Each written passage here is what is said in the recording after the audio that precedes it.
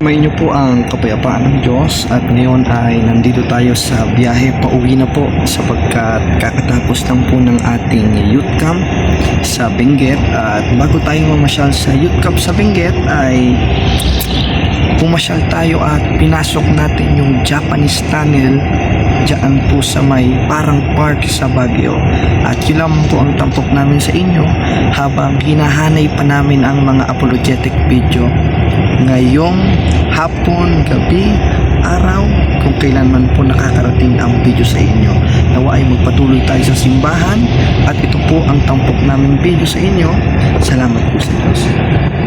Mga kabarid, mga kababayan, at kasama natin sila at tara, pasukin na natin. Ayan o, ayan. Okay. Okay. Ayan mga patid, napasok ko tayo. Pasok na tayo. Ito ang kuweba ng aking kaibigan na si Yamashita. Okay, yan. Madilim ha. At pala, inopen ko yung light. Wow. Para...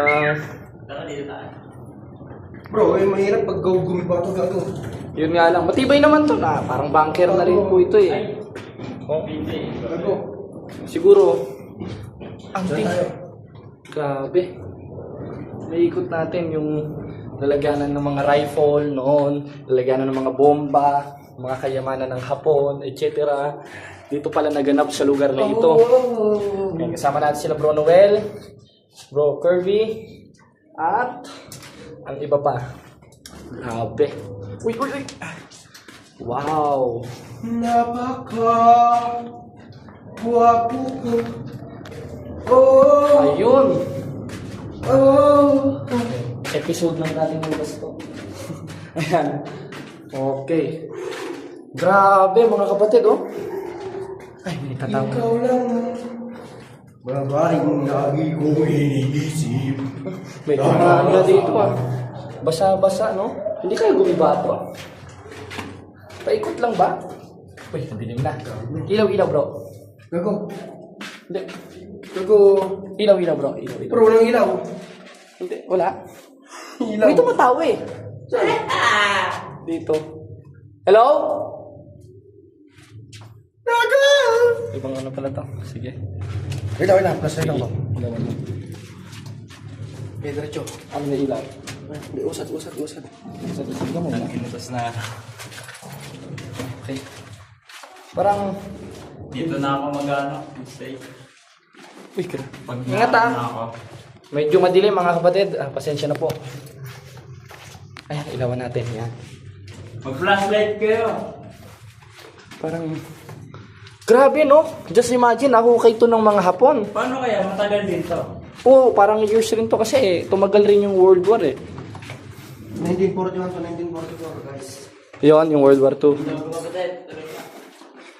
Nangyay ako sa amin. Ayan.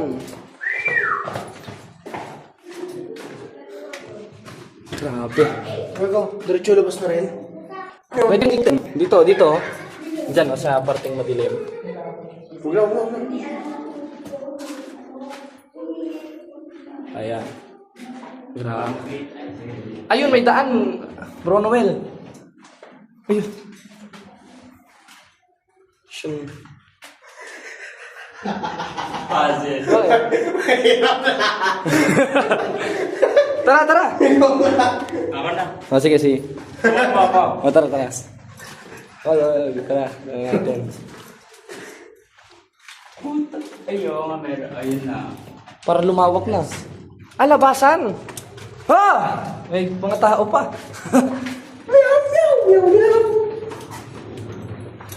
Mahirap na.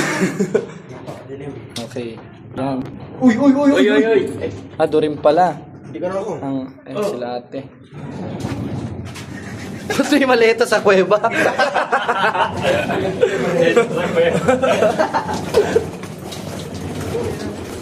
Ayun. At yun lang po ang ating nasilayan. Madilim lang pala. Tapos parang kulob na kwarto. Okay. At yun lang po, mga kapatid, ang namin ngayon sa ating episode ng Ang Dating Landas. At nawa ay patnubayan kayo ng mabatalumang Diyos, Ama, Anak at Espiritu Santo. At wag po nawa ninyo kaligtaan ang Santos na Misa at mag-focus po tayo sa dapat pagfokusan sa tunay na simbahang nasa Biblia. Ayan. At yun po ang banal na sakramento na si Kristo mismo naglagay sa kanyang simbahan na ating dapat sundin, na siyang kasangkapan ng makapagpapahatid sa atin sa ating Panginoong Hesukristo. 3:24 ng Galacia, na ano pat ang kautusan ay siyang nagiging tagapagturo upang ihatid tayo kay Kristo. At ilan po sa manifestasyon noon ay yung 7 sacrament. Kaya mag-focus po tayo sa banal na sakramento ng simbahan. Huwag nating kaligtaan ng pagkakatipon ng Holy Mass. Hanggang dito na lang at yan po ang tampok namin ngayon sa Ang Dating Landas. Wala na tayong maraming oras.